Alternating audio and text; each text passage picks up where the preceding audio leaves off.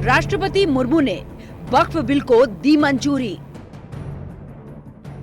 वक्फ संशोधन बिल बना नया कानून। सत्ता और विपक्ष में तकरार, अब सुप्रीम प्रहार। भाईजान का ऐलान, वक्फ पर परेशान। वक्फ संशोधन विधेयक 2025 अब कानून बन गया है। जी हां, इस बिल को राष्ट्रपति द्रौपदी मुर्मू ने मंजूरी दे दी है। राष्ट्रपति की मंजूरी से पहले वक्फ बिल दोनों सदनों से पास हो गया था। इससे पहले वक्फ विधेयक को 4 अप्रैल की सुबह राज्यसभा में लंबी बहस के बाद पारित कर दिया गया, जिसमें सत्ता पक्ष और विपक्ष के बीच तीखी नोकझोंक हुई थी।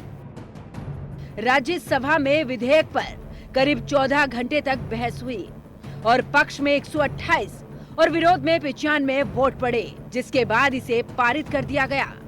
इससे पहले लोकसभा ने करीब 12 घंटे की बहस के बाद मंजूरी दी थी, जिसमें 288 मत पक्ष में और 232 मत विपक्ष में पड़े थे।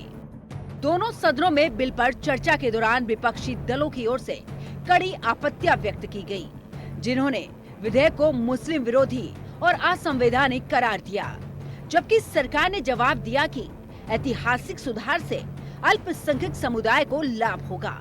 वक्फ संपत्तियों के प्रबंधन में पारदर्शिता सुनिश्चित होगी।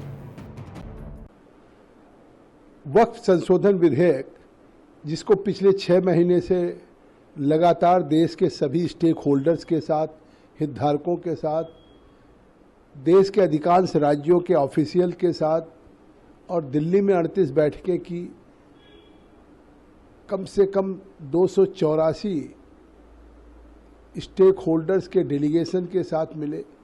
ये जो एक लंबी प्रक्रिया और पूरे देशव्यापी स्तर पे वक्फ में संशोधन के लिए सभी से चर्चा की गई और उसके बाद वो लोकसभा राज्यसभा में कानून की शक्ल बना।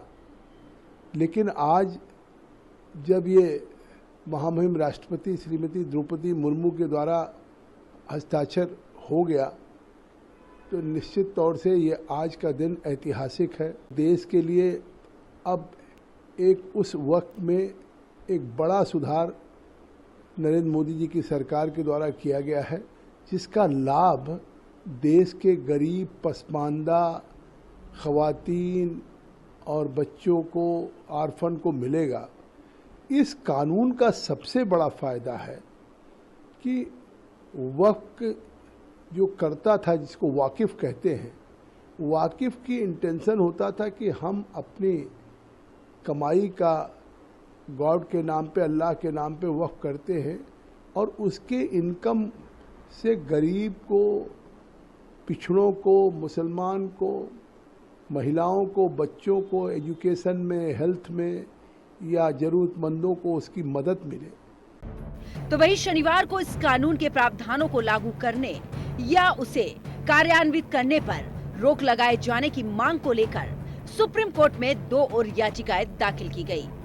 एक याचिका दिल्ली में आम आदमी पार्टी के विधायक और वक्फ में घोटाले और गबन के आरोपी अमानतुल्लाह खान ने दाखिल की, जबकि दूसरी याचिका association for the protection in the matters of civil rights नामक संस्था ने दाखिल की। इससे पहले शुक्रवार को कांग्रेस सांसद मोहम्मद जावेद और AIMIM के अध्यक्ष असुद्दीन ओवैसी ने 4 अप्रैल को सुप्रीम कोर्ट में वक्फ विधेयक की वैधता को चुनौती देते हुए कहा कि ये संवैधानिक प्रावधानों का उल्लंघन करता है।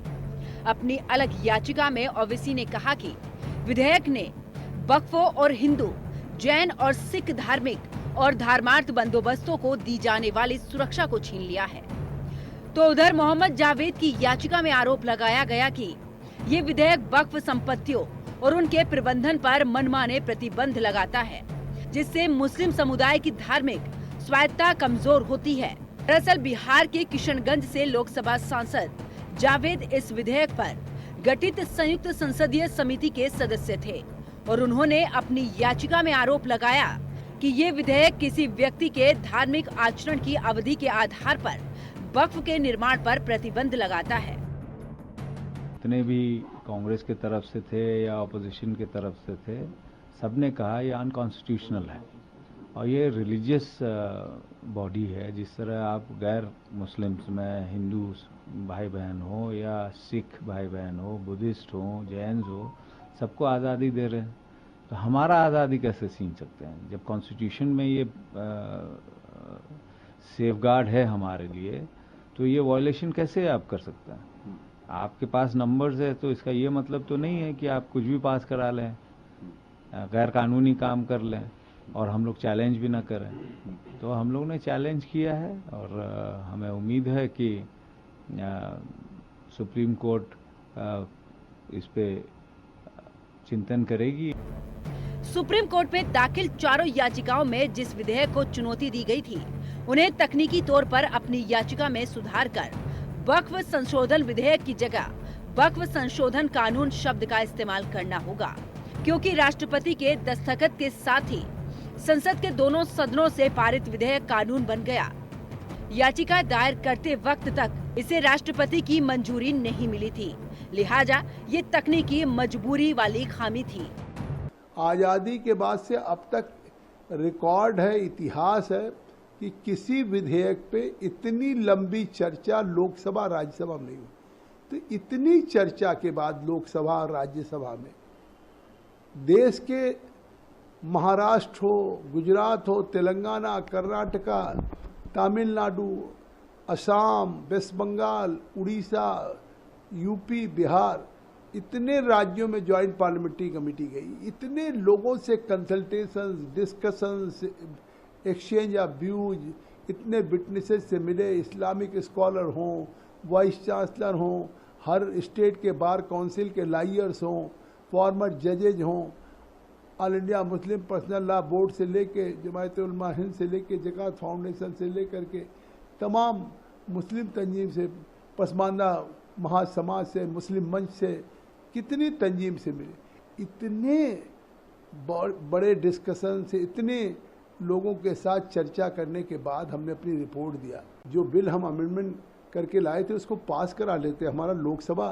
राज्यसभा में बहुमत था, लेकिन खुद हम चाहते थे कि एक ट्रांसपेरेंट बिल बने, पारदर्शी बने और चर्चा के बाद बने पूरे देश की, और करीब 97 लाख मेमोरेंडम्स आए, उसको हमने स्क्रूटनाइज किया, उस पर गौर किया।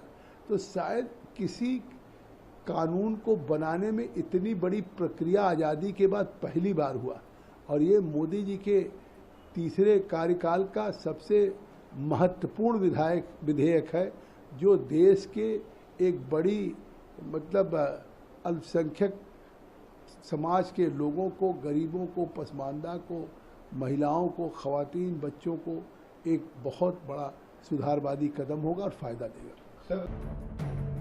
इसके अलावा नए कानून का विरोध all India Muslim personal law board यानी कि AIMPLB भी कर रहा है।